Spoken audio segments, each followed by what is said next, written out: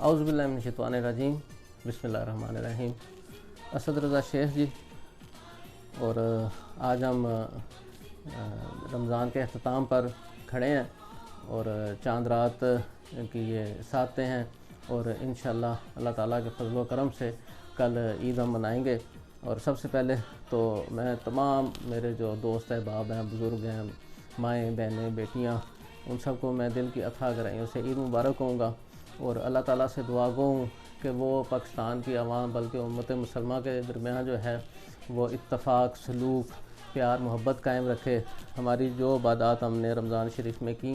ان کو قبول فرمائے، اور جو روزے اللہ تعالیٰ کی رضا کے لیے ہم نے رکھے ان کو بھی اپنی بارگاہ میں قبول کرے۔ میرے نہایت ہی عزیز سامعین، یہ جو ابھی وقت گزر آئے اور خاص طور پر یہ جو گزشتہ پورا ایک ماہ رمضان المبارک کا گزرا ہے، تو اس میں آپ لوگوں نے بھی اس چیز کو بخوبی محسوس کیا ہوگا۔ میں بھی اس کو بڑے سچ پوچھے تو دکھ اور تکلیف کے ساتھ اس کو محسوس کر رہا ہوں کہ مجموعی طور پر اس وقت پاکستان کے اندر جو ہے وہ ایک بڑا ہی عجیب و غریب قسم کی صورتحال ہے۔ ایک نفرت کی ایسی فضا اللہ جانے کیوں بن گئی ہے کہ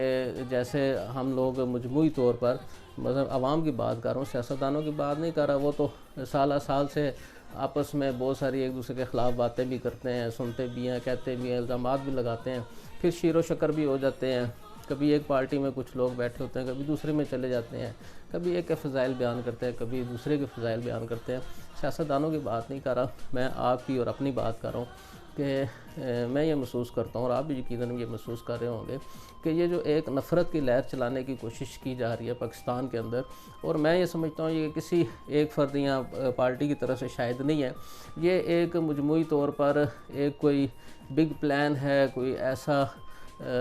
دشمن ہمارے پیچھے ہے کہ جو کہ پاکستان کے عوام کو آپس میں لڑانا چاہتا ہے۔ ان کا جو اتحاد ہے، ان کی جو پیار ہے، ان کا جو محبت کا معاملہ ہے، اس کو ڈیمیج کرنا چاہتا ہے۔ میں اور آپ یہ بہت اچھی طرح جانتے ہیں کہ جن علاقوں میں ہم لوگ رہتے ہیں وہاں پہ اگر دائیں طرف ہمارے ایک پارٹی کا فرد رہتا ہے تو بائیں طرف دوسری پارٹی کا فرد رہتا ہے، اور سامنے شاید ایک تیسرے مکتبہ فکر سے تعلق رکھنے والا شخص رہتا ہو، لیکن محلے داری کے طور پر، علاقائی بنیاد پر، اور سب سے بڑی بات یہ ہے کہ پاکستانی ہونے کے ناطے اور مسلمان ہونے کے ناطے ہمیشہ سے ہمارے اندر بحیثیت عوام ہمارے اندر ایک بڑا ہی اچھا ریلیشن رہا ہے، پیار محبت کا سلوک کا، دکھ ہو، غم ہو،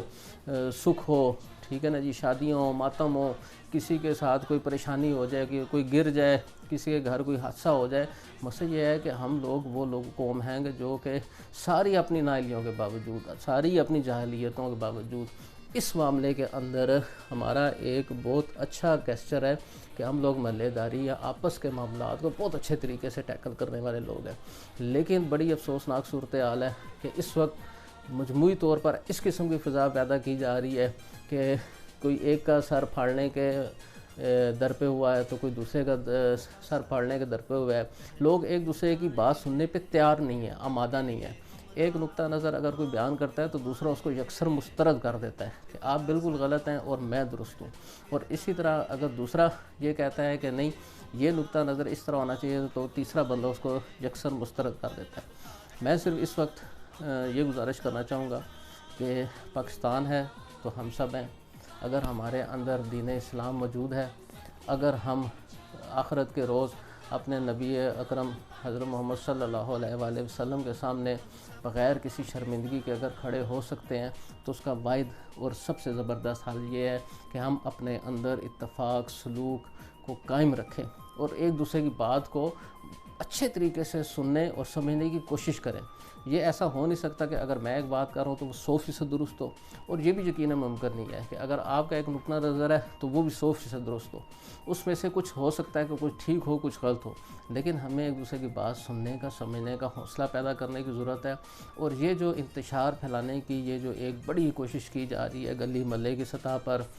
صوبائی اسمبلی کی سطح پر، یونین کونسل کی سطح پر، قومی سطح پر، ملک کی سطح پر، یہ میں نے اور آپ نے ناکام بنانی ہے۔ ہم سب ایک ملک کے باسی ہیں، ایک اللہ کی پرستش کرنے والے ہیں،